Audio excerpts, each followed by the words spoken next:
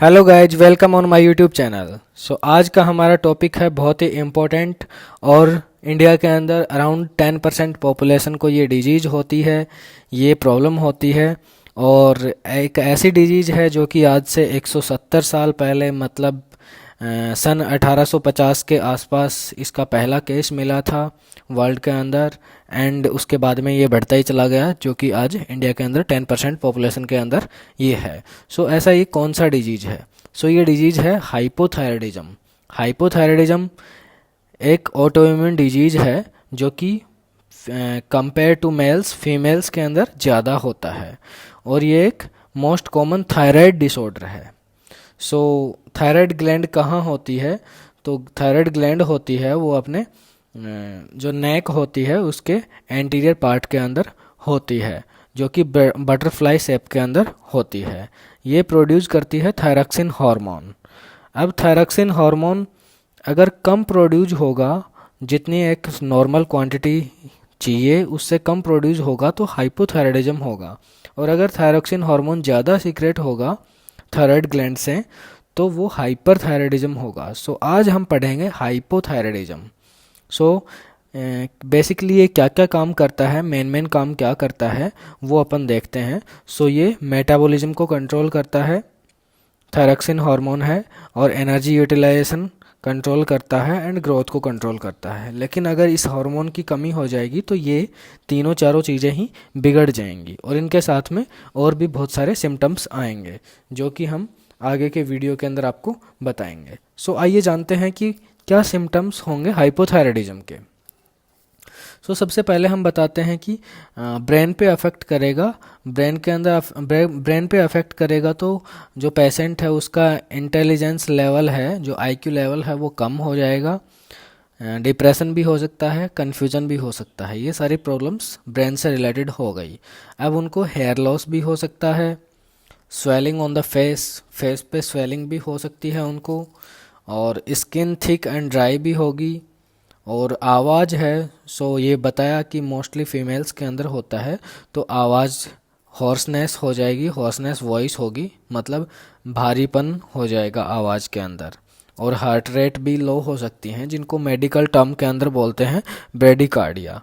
Around 60 beats per minute से कम हो जाते हैं तो ब्रेडिकार्डिया अपन बोल सकते हैं।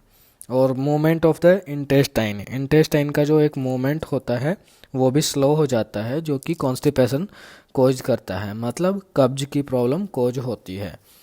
और मेंस्ट्रुअल पीरियड के टाइम पे जो ब्लीडिंग होती है वो भी एबनॉर्मल हो सकती है, वो भी कम या ज़्यादा हो सकती है। उसको भी ये उसका भी जो नॉर्मल जो लेवल होता है उसको बिगाड़ता है ब्लीडिंग का।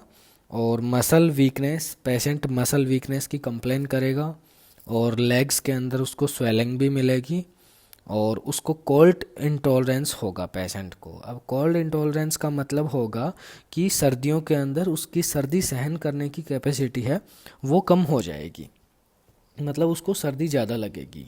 और अगर पेशेंट का मेटाबॉलिज्म ही चेंज हो गया, बिगड़ गया है, स्लो हो गया है, तो अगर मेटाबॉलिज्म स्लो हो जाएगा, कॉन्स्टिपेशन की प्रॉब्लम होगी तो वेट गेन भी होगा। एंड पेशेंट लेजीनेस होगी पेशेंट के अंदर, और lack of energy patient feel करेगा। इसके लिए टेस्टिंग क्या करवाएं? टेस्टिंग के अंदर basically T3, T4 and TSH जो हॉर्मोन्स होते हैं उनका लेवल चेक करना होता है कि ये नॉर्मल है या नहीं है।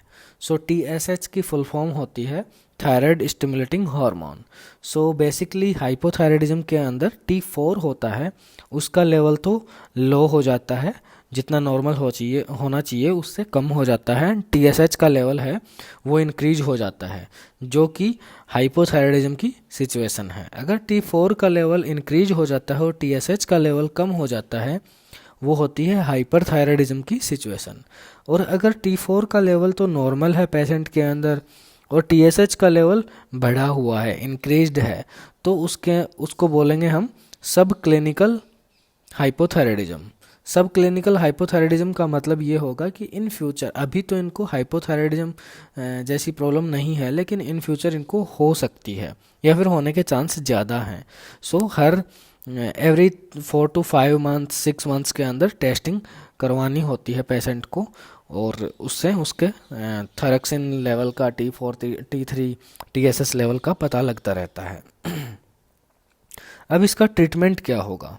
हाइपोथायराइडिज्म का ट्रीटमेंट, तो प्रॉब्लम क्या है हाइपोथायराइडिज्म के अंदर? थायरॉक्सिन हार्मोन की कमी है। सो ट्रीटमेंट के अंदर लीवोथायरॉक्सिन दिया जाएगा। अब लीवोथायरॉक्सिन के इंडिया के अंदर 2-3 आई थिंक ब्रांड्स मिलते हैं, वो अलग अलग हैं। लेकिन अगर पेशेंट कोई भी ब्रांड की जो दवाई लेना स्टार्ट करता है लीवोथायरॉक्सिन, तो उसको वो ही कंटिन्यू रखनी है, क्योंकि हर ब्रांड के अंदर थोड़ा बहुत वेरिएशन होता है डोजिंग के अंदर। सो जो ब्रांड अपन ने स्टार्ट किया है वो ही अपने को कंटिन्यू करना है, चेंज नहीं करना है। और इसका जो डोज है वो डिसाइड करेगा डॉक्टर कि आपको प्रॉब्लम कितनी है, आपका लेवल T4 TSH कितना कम है कितना ज़्यादा है, उसके अकॉर्डिंग कि सीवियर कितनी सीवियर प्रॉब्लम है या फिर माइल्ड मॉडरेट है, उसके अकॉर्डिंग डॉक्टर डोज है उसको डिसाइड करेगा। और विदाउट डॉक्टर के सलाह के, विदाउट डॉक्टर को दिखाए हुए, उसको अपने प्रॉब्लम्स बताए हुए, खुद ही सिम्टम्स के बेस पे ट्रीटमेंट ना करें, डॉक्टर से ज़रूर दिखवाएं और अपनी टेस्टिंग करवाएं। और अगर किसी को हाइपोथायराइडिज्म है और वो प्रेगनेंसी कंसीव कर रहे हैं, सो प्रेगनेंसी के अंदर क्या क्या प्रॉब्लम्स हो सकती हैं? अगर आपको पता लगता है और आप प्रेग्नेंट हैं कि आपको हाइपोथायराइडिज्म है, तो आप तुरंत आपको आपके गायनेकोलॉजिस्ट से कंसल्ट करना चाहिए, मिलना चाहिए, और वो आपके हार्मोन्स का लेवल देखते हुए उनके अकॉर्डिंग डोज को डिसाइड करके आपको मेडिसिन दे देगा। अब इसके अगर ट्रीटमेंट नहीं करवाते हैं तो क्या क्या प्रॉब्लम्स हो सकती हैं? सबसे बड़ी प्रॉब्लम है वो तो फीटल डेथ हो सकती है, कि जो बेबी है उसकी डेथ हो सकती है। उसके बाद में प्री टर्म डिलीवरी भी हो सकती है। अब जैसे नॉर्मल डिलीवरी होती है वो 37 to 40 वीक्स की होती है, लेकिन अगर प्री टर्म डिलीवरी हुई है तो 37 वीक से पहले ही डिलीवरी हो जाएगी। और बच्चे का जो बेबी है उसका वेट है वो बहुत ही कम होगा, तो लो बर्थ वेट भी हो सकता है हाइपोथायराइडिज्म की सिचुएशन के अंदर। ये सारे कॉम्प्लिकेशंस हो सकते हैं प्रेगनेंसी के अंदर। अपने को डॉक्टर से कंसल्ट करके और प्रॉपर ट्रीटमेंट ले लेना चाहिए। साथ में कुछ एक्सरसाइजेज भी होती हैं, ब्रीथिंग एक्सरसाइज होती हैं, योगाज होते हैं, एंड जो कार्डियो एक्सरसाइजेज हैं, रनिंग है, साइकिलिंग है, ये सब भी कर सकते हैं।